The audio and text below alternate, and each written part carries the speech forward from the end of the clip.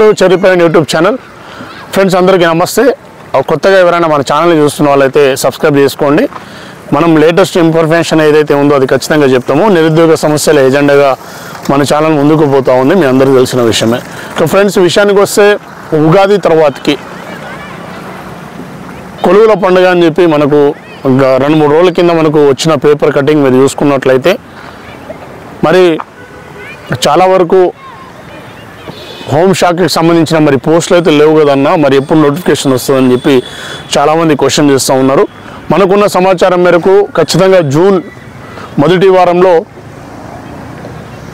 Constable పోస్టులకు కానీ SI పోస్టులకు కానీ ఖచ్చితంగా ఒక నోటిఫికేషన్ వచ్చే అవకాశం ఉంది. ఎందుకంటే మిత్రులారా, మనకున్న సమాచారం మేరకు గతంలో కూడా మనము కొంతవరకు నష్టపోయినాం కాబట్టి జియో 46 అయితేనేమి, రాంగ్ క్వశ్చన్ అయితేనేమి, సరే అవి సుప్రీంకోర్టులో ఉన్నాయి. ఆ అంశాన్ని పక్కన పెట్టుకుంటే ఏదైతే మనకు గతంలో నష్టపోయినాం కాబట్టి ఈసారి ఖచ్చితంగా ఒక 15,000 పోస్టులను మనకు ఈ యొక్క ప్రజాప్రభుత్వం రిలీజ్ చేయాలని చెప్పి మనం డిమాండ్ చేస్తూ ఉన్నాము. అదేవిధంగా 1000 పోస్టులు అయితే ఏదైతే 1000 పోస్టులు సబ్ ఇన్స్పెక్టర్కి సంబంధించి 1000 పోస్టులను రిలీజ్ చేయాలి. బ్యాక్లాగ్లు అయితే ఏదైతే ఉందో మరి దాన్ని ట్రాన్స్పరెంట్గా ఇదైతే రాబోయే నోటిఫికేషన్లో వెళ్ళారు అంటే లాస్ట్ రిక్రూట్మెంట్లో ఎన్నైతే పోస్టులు మిగిలాయో మరి వీటిలో కలిపే విధంగా నోటిఫికేషన్ రావాలని చెప్పి ఈ ప్రజాప్రభుత్వాన్ని కోరుతూ ఉన్నాం. ఖచ్చితంగా నెగిటివ్ మార్క్స్ ఉంటుందా అంటే ఆ నెగిటివ్ మార్క్ దాదాపు కొనసాగించవచ్చు. సో ఏదైతే లాంగ్ జంప్కి సంబంధించినా కూడా చాలా వరకు క్వశ్చన్ చేస్తూ ఉన్నారు. లాంగ్ జంప్ యథావిధిగా కొనసాగే అవకాశం ఉంది. అదేవిధంగా 1600 మీటర్లు యాజ్ యూజువల్లీ ఉంటుంది.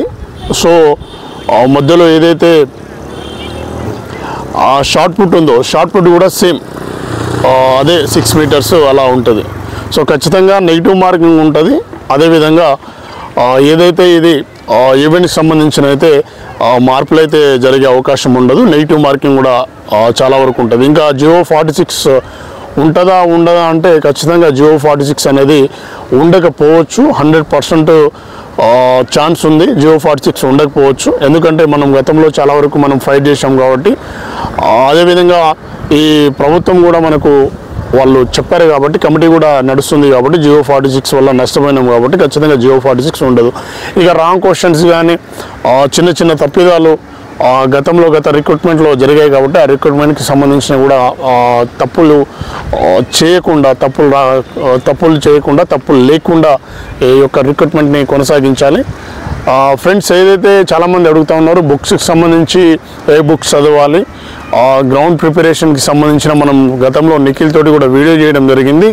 గ్రౌండ్స్కి సంబంధించి మనం గ్రౌండ్స్ అంటే ఈవెంట్స్ జరిగే క్రమంలో ఖచ్చితంగా మనం వాటికి సంబంధించిన వీడియోలు అనేది మనం పోస్ట్ చేస్తాము. సో మీకు ప్రాబ్లం లేకుండా మీకు ఏం కావాలి, ఏ వీడియోలు ఉంటే బాగుంటుంది, ఎవరితో వీడియోలు చేస్తే బాగుంటుంది అనేది మీరు కింద కామెంట్లో చేయండి. ఖచ్చితంగా వారి వెంటపడి మనం ఖచ్చితంగా వాళ్ళ దగ్గర నుంచి మనకు రావాల్సిన ఇన్పుట్ మనం ఖచ్చితంగా తీసుకుంటాము. ఇక బుక్స్ విషయానికి వస్తే చాలామంది రిఫర్ చేస్తున్నట్టు చాలామంది చాలా రకాలుగా మార్కెట్లో బుక్స్ ఉన్నాయి. ఇన్స్టిట్యూట్లకు సంబంధించి కూడా ఇన్స్టిట్యూట్లు చెప్తూ ఉన్నారు. ఒకటి మీకు అనిపించింది మీరు చేయండి. ఏ బుక్స్ చదివితేనే మంచిగా ఉంటుందని చేయండి. అకాడమిక్ బుక్స్ చదవాలా లేకపోతే ఇంకేదో ఆథర్స్ చదవాలనేది అది మీ చేతిలో ఉంటుంది కాబట్టి అది మీరు చదవండి ఖచ్చితంగా. సో మీకు కొత్తగా ఎవరైనా ప్రిపరేషన్ స్టార్ట్ చేస్తున్న వాళ్ళు మీరు సీనియర్స్ ఎవరైతే సీనియర్స్ గతంలో జాబులు కొట్టిన వాళ్ళు అయితేనేమి ప్రిపరేషన్లో ఉన్న వాళ్ళను అడిగి తెలుసుకునే ప్రయత్నం చేయండి.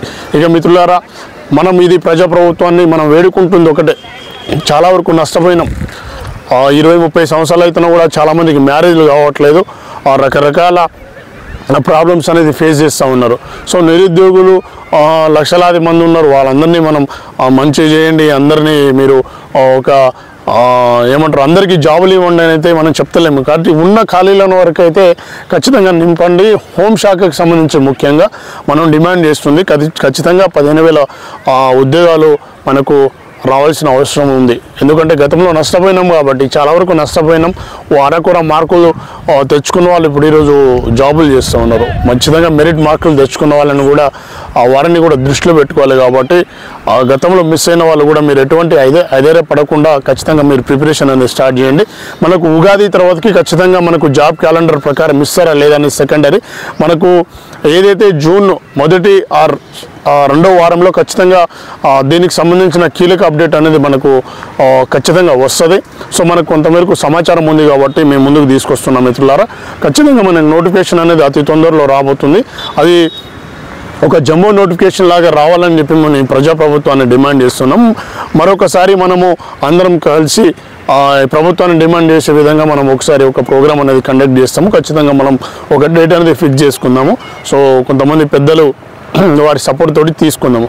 సో మిత్రులారా, ఇంకేదైనా మీకు డౌట్స్ ఉన్నా ఖచ్చితంగా మీరు కామెంట్ రూపంలో తెలియజేయండి. మనకైతే ఉన్న సమాచారం మేరకు ఇది. సో ర్యాంక్ క్వశ్చన్కి సంబంధించిన కూడా ఈరోజు ఏదైతే కోర్టులో ఆర్గ్యుమెంట్స్ జరిగాయి వాటికి సంబంధించి కానీ GO46 రేపు సుప్రీంకోర్టులో ఉంది. సో ఇప్పుడు మనం భవిష్యత్తుని మనం ప్రిడిక్ట్ చేయలేము. సో జడ్జీల చేతిలో ఏముంటుందో అదే అవుతుంది. సో అది పిటిషనర్ బెనిఫిట్ అవుతుందా లేకపోతే ఇంకేదో అవుతుందా అందరికి వస్తుందా అంటే అది మనం ఖచ్చితంగా చెప్పలేము. దానిపైన నో కామెంట్స్. ఎందుకంటే మనకు తెలిసిన సమాచారం మనం చెప్పడం ఉత్తమం, కానీ మనకు తెలియని సమాచారాన్ని కూడా మనం ఏదో మీ మీద రుద్దుతున్నట్టు ఆ రోజు అట్లా చెప్పావు ఇట్లా చెప్పావు అని చెప్పైతే మనం ఎప్పుడు మనం ఏమంటారు ఒక బిల్డప్లకి మనం పోలేదు. కాబట్టి మనకు ఉన్న వరకు మనం ఉన్న మేరకు మనకున్న సమాచారం మేరకు మనం చర్చించుకున్నాం. కాబట్టి GO46 విషయంలో ఏమవుతుందో కానీ అదేవిధంగా సుప్రీంకోర్టులో ర్యాంక్ క్వశ్చన్ విషయంలో ఇదే జరుగుతుంది అయితే నేను చెప్పలేను. కాబట్టి దానిపైన నో కామెంట్స్. తెలుగులో చెప్పమని కూడా చాలామంది నాకు కాల్ చేస్తూ ఉన్నారు. ఆర్గ్యుమెంట్స్ చాలా విన్న వాళ్ళైతే నాకు చెప్తా ఉన్నారు. సో మనకు తెలిసింది ఏంటంటే అది రాంగ్ క్వశ్చన్ అనేది ఇంకా మండే రోజు పోస్ట్పోన్ అయింది. సో మండే రోజు మనకు ఏమంటారు వెయిట్ చేయండి. మండే రోజు ఏం జరుగుతుంది అనేది మీకు ఖచ్చితంగా మీ ముందుకు తీసుకొచ్చే ప్రయత్నం చేస్తా. అది GO46 విషయంలో కూడా రేపు కేసు ఉంది. రేపు కేసుకి సంబంధించి కూడా ఏం జరుగుతుందో, పాజిటివ్ ఉంటుందా నెగిటివ్ ఉంటుందా, మనం కోరుకున్నది ఒకటే, మనం కోరుకున్నది ఒకటే, మనకు జాబులు రావాలి. 46 వల్ల నష్టపోయినాం కాబట్టి, రాంగ్ క్వశ్చన్ వల్ల నష్టపోయినాం కాబట్టి ఖచ్చితంగా మనందరికీ జాబులు రావాలని చెప్పి ఆ భగవంతుని మనస్ఫూర్తిగా కోరుకుంటున్నా. ఇక మిత్రులారా, ఎవరైనా ఈ ఛానల్ని కొత్తగా చూస్తున్న వాళ్ళు సబ్స్క్రైబ్ చేసుకోండి, మీకు మోర్ అప్డేట్స్ ఇస్తాను. ఇంకోటి చివరిలో రాజీవ్ వికాస్కి సంబంధించి కూడా చాలామంది నన్ను అడుగుతూ ఉన్నారు. రేషన్ కార్డు లేకపోయినా మీకు ఒకటే నేను చెప్పదలుచుకున్నా, మీరు TS ఏదైతే TS అంటే TGOBMMS అనే ఒక మీరు పోర్టల్లోకి వెళ్ళండి, అంటే ఒక వెబ్సైట్లోకి వెళ్ళండి. మీకు ఫస్ట్ దరఖాస్తుదారుని పేరు అడుగుతుంది. పేరు అడగంగానే మీరు ఏదైతే ఎగ్జాంపుల్ నాది గూగుల్ ప్రవీణ్ కాబట్టి నేను నా గూగుల్ ప్రవీణ్ అని కొడతాను.